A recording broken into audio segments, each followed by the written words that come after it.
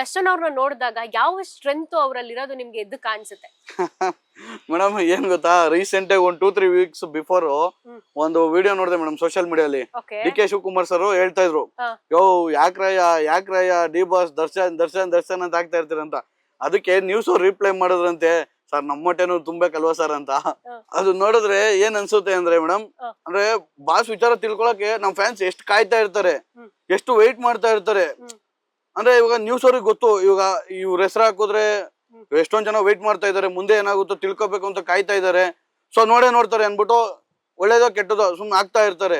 D boss ಹೆಸರು ಹಾಕೊಂಡು video ಮಾಡಿದ್ರೆ, ಇಲ್ಲ ಟ್ಯಾಗ್ ಹಾಕೊಂಡು ವಿಡಿಯೋ ಮಾಡಿದ್ರೆ ತುಂಬಾ ಜನ ಕಾಯ್ತಾ ಇರ್ತಾರೆ, ಆ ವಿಡಿಯೋ ಓಡುತ್ತೆ, ವೈರಲ್ ಆಗುತ್ತೆ ಅಂತ ಕಾಯ್ತಾ ಇರ್ತಾರೆ ಮೇಡಮ್.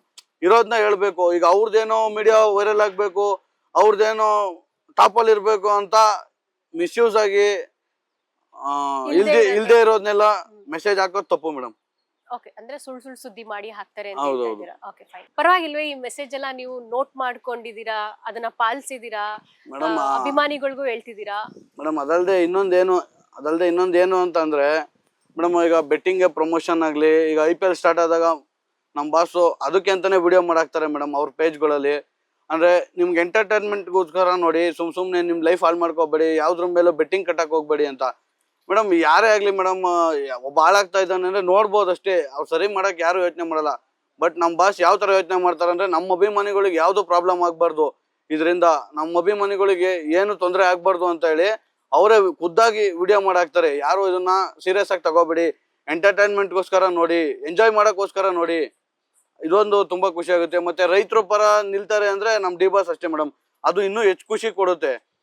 ಇವಾಗ ಕಾಟ್ಯಾರ ಸಿನಿಮಾದಲ್ಲಿ ನೀವು ನೋಡಿರ್ತೀರಾ, ಅದಾದ್ಮೇಲೂ ಇವಾಗ ಎಲ್ಲೆಲ್ಲೋ ಇವೆಂಟ್ಗಳು ನಡೀತಾ ಇರುತ್ತೆ, ಆಲ್ಮೋಸ್ಟ್ ನಮ್ ಡಿ ಬಾಸ್ ಇದ್ದೇ ಇರ್ತಾರೆ ಮೇಡಮ್. ಕನ್ನಡ ಪರ ಆಗ್ಲಿ, ಕರ್ನಾಟಕದ ಪರ ಆಗ್ಲಿ, ಕನ್ನಡ ಸಿನಿಮಾ ಬಗ್ಗೆ ಆಗ್ಲಿ ನಮ್ ಡಿ ಬಾಸ್ ಇರ್ತಾರೆ ಮೇಡಮ್. ಅದಿನ್ನೂ ಹೆಚ್ಚು ಖುಷಿ ಕೊಡುತ್ತೆ ಮೇಡಮ್ ನಮ್ಮ ಅಭಿಮಾನಿಗಳಿಗೆ. ಈಗ ಇದೇ ತರ ನಾವೀಗ ಏನು ಸ್ಲೇಟು ಬಳ್ಪ ಕೊಟ್ವಿ, ಅದೇ ರೀತಿ ಇನ್ನ ಏನು ನಿಮಗೆ ನೆಸೆಸಿಟಿ ಇದೆ, ಏನೇನ್ ತಂದು ಕೊಡ್ಬೋದು ಮೇಡಮ್? ಏನ್ ಗೊತ್ತಾ, ಮೇನ್ ನನಗೆ ನನ್ನ ಮಕ್ಳಿಗೆ ಬೇಕಾಗಿರೋದು ಏನು ಅಂತ ಹೇಳಿದ್ರೆ ಮೇಡಮ್, ಕೆಳಗಡೆ ಕುತ್ಕೋತಾರೆ, ಚಾಪೆ ಹಾಕ್ತಿವಿ, ಬಟ್ ಮಕ್ಳು ಅದನ್ನ ಆ ಕಡೆ ಈ ಕಡೆ. ಸೊ ನನಗೆ ಬೇಬಿ ಚೇರ್ ತರ ಬರುತ್ತೆ, ಬೇಬಿ ಬೆಂಚ್ ಬರುತ್ತಲ್ಲ ಮೇಡಮ್, ಏನು ಮಣೆ ಅಂತ ಹೇಳ್ತಾರೆ ಅದನ್ನ, ತುಂಬಾ ಎತ್ತರ ಇರಲ್ಲ, 1 ಅಡಿ ಹೈಟ್ ಇರುತ್ತೆ, ಆತರ ಒಂದು ಅವ್ರದ್ದು ಸಿಕ್ಕಿದ್ರೆ. ಅವ್ರ ಬುಕ್ ಇಟ್ಕೊಳ್ಳೋದಕ್ಕ ಇಲ್ಲ, ಅವ್ರು ಜಸ್ಟ್ ಕುತ್ಕೊಂಡು ಕಾಲ್ ಮಡ್ಚಿ ಕೂರ್ತಾರೆ. ಸೊ ತೊಡೆ ಮೇಲೆನೆ ಅವ್ರು ಇಟ್ಕೊಂಡು ಬರ್ಕೋತಾರೆ. ಇನ್ನು ಹೆಚ್ಚು ಅನ್ನೋದಾದ್ರೆ ಮೇಡಮ್, ಯೂನಿಫಾರ್ಮ್ ಗಳು ಕೊಟ್ರೆ, ಮಕ್ಳಿಗೆ ಶೂಸ್ ಕೊಟ್ರೆ ಅವ್ರಿಗೊಂದು ಖುಷಿ ಮೇಡಮ್. ನಾವು ಸ್ಕೂಲ್ಗೆ ಹೋಗ್ತಾ ಇದೀವಿ, ಅವ್ರಿಗದು ಆ ಫೀಲೇ ಬೇರೆ ಇರುತ್ತೆ ಮೇಡಮ್. ಅಂತದ್ದು ಆದ್ರೆ ತುಂಬಾ ಒಂದ್ ಕಡೆ ಡೊನೇಟ್ ಮಾಡಕ್ ಅವಕಾಶ ಮಾಡ್ಕೊಟ್ರಿ, ಆಮೇಲೆ ನಮ್ಗೂನು ಇಲ್ಲಿದ್ದು ಪ್ರಪಂಚ ಹೇಗಿರುತ್ತೆ ಅಂತ ಹೇಳಿದ್ರಿ, ಮತ್ತೆ ಏನೇನ್ ಅವಶ್ಯಕತೆ ಇದೆ ಅಂತ ತಿಳಿಸ್ಕೊಟ್ರಿ. ಸೊ ನಮ್ಮ ವೀಕ್ಷಕರ ಪರವಾಗಿ, ಎಲ್ಲರ ಪರವಾಗಿ ನಿಮ್ಗೆ ಧನ್ಯವಾದಗಳು ಮೇಡಮ್. ತುಂಬಾ ಥ್ಯಾಂಕ್ಸ್ ಮೇಡಮ್. ನಿಮ್ಗೆ ಈ ಮನಸ್ಥಿತಿ ಬಂತಲ್ವಾ ಮೇಡಮ್, ಆ ಮಕ್ಳಿಗೆ ಕೊಡ್ಬೇಕು ಅಂತ, ಅದು ಪ್ರತಿಯೊಬ್ಬರಿಗೂ ಬರಲ್ಲ.